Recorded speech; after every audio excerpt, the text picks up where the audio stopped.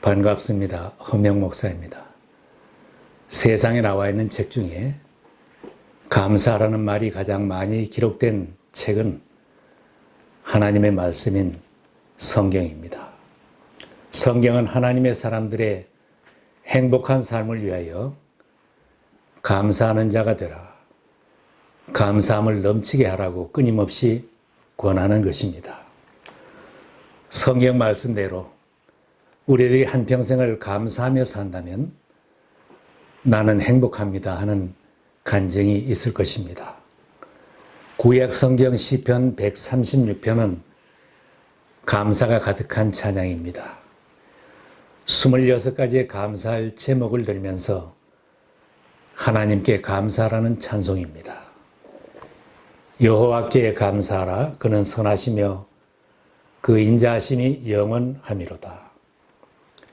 이렇게 시작하는 찬송은 천지 만물을 창조하신 하나님께 감사하고 이스라엘을 출애굽시켜 구원하신 하나님께 감사하라고 했습니다. 그 백성을 인도하여 광야를 통과하게 하신 하나님께 감사하고 가나안 원주민을 몰아내고 그 땅을 차지하게 하신 하나님께 감사하라고 했습니다. 그리고 모든 육체에게 먹을 것을 주신 하나님께 감사하라고 했습니다. 26절도 하나님께 감사하라는 찬송입니다. 하늘의 하나님께 감사하라. 그 인자하심이 영원하미로다. 정말 행복한 사람은 어떤 사람이겠습니까? 감사하며 사는 사람입니다. 감사하며 사는 사람은 그렇지 못한 사람보다 훨씬 건강할 수 있고 날마다 행복한 인생을 살 수 있습니다. 삶 속에 감사가 빠지게 되면 불행하게 사는 것입니다.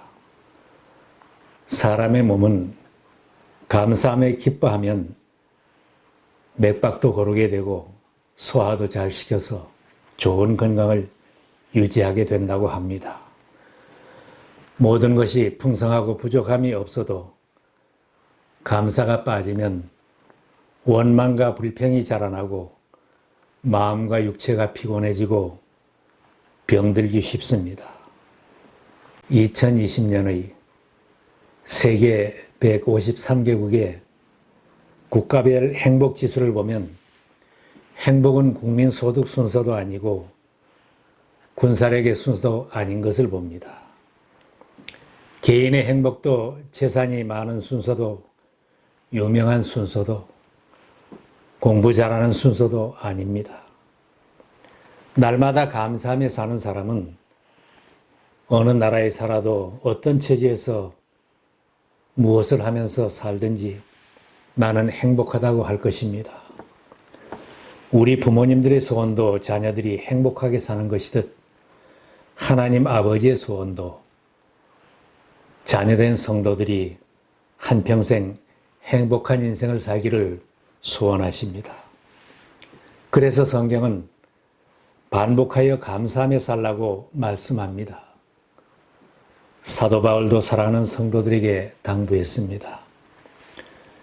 모든 일에 언제나 주 예수 그리스도의 이름으로 하나님 아버지께 감사를 드리십시오. 다른 편지에도 모든 일에 감사하십시오. 이것이 그리스도 예수 안에서 여러분에게 바라시는 하나님의 뜻입니다. 감사하는 마음으로 기도하면서 깨어 있으십시오. 감사하는 신앙으로 살 것을 가르칩니다. 시편 100편에도 감사의 노래를 드리며 그 성문으로 들어가거라. 찬양의 노래를 부르며 그 뜰 안으로 들어가거라. 감사의 노래를 드리며 그 이름을 찬양하여라. 시편 50편에도 감사로 하나님께 제사를 드리자고 했습니다. 하나님 앞에 예배드리는 성도들이 감사하는 찬송을 부르며 성전에 들어오고 감사하는 마음을 품고 예배드리고 세상에 나가서도 매일 감사하며 살면 한평생이 행복한 인생이 됩니다. 작은 감사가 행복을 가져온다는 사실을 알지만 우리 주변에는 감사하는 삶을 방해하는 요인들이 많이 있습니다. 생활 속에서 방해 요인을 제거해야 감사하며 살 수 있습니다. 지나친 욕심이 감사하는 마음을 빼앗아갑니다. 세상은 끝없는 욕심을 부추깁니다. 사람의 욕심은 커트라인이 없고 밑빠진 독과도 같습니다. 날마다 생활 속의 욕심을 절제할 수 있어야 감사할 수 있습니다. 어느 정도의 욕심은 삶의 의욕을 불러일으키고 열심을 갖게도 합니다. 그러나 지나친 욕심은 감사를 잊게 하고 불행을 자초하는 것입니다. 우리들이 사는 환경은 끊임없이 욕심을 부추기는 세상에 살고 있기에 욕심을 자제할 수 있어야 행복할 수 있습니다. 비교의식은 감사를 방해하는 큰 적입니다.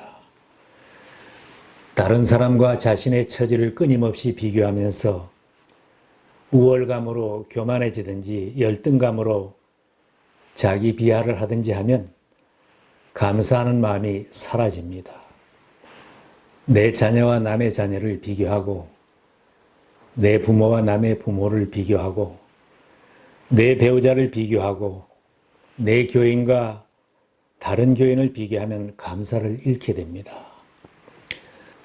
많이 가졌다고 잘났다고 교만할 것도 없고 부족한 것이 많다고 열등감을 가질 것도 없습니다. 주신 대로 감사하고 받은 대로 감사하면 행복한 것입니다. 우리들 가정에서나 교회와 직장에서나 도저히 바뀌지 않는 것은 그대로 두고 서로 인정하고 이해하고 감사하면서 살고 감사하면서 섬기면 함께 행복할 수 있습니다. 염려하는 마음이 감사를 빼앗아 갑니다. 염려하는 것이 많으면 감사할 수 없게 됩니다. 사람들은 대부분 일어나지도 않을 일을 생각하면서 염려를 많이 합니다. 예수님은 염려하지 말라고 말씀하십니다. 그러므로 내일 일을 위하여 염려하지 말라. 내일 일은 내일 염려할 것이요 한날의 괴로움은 그날에 족하니라.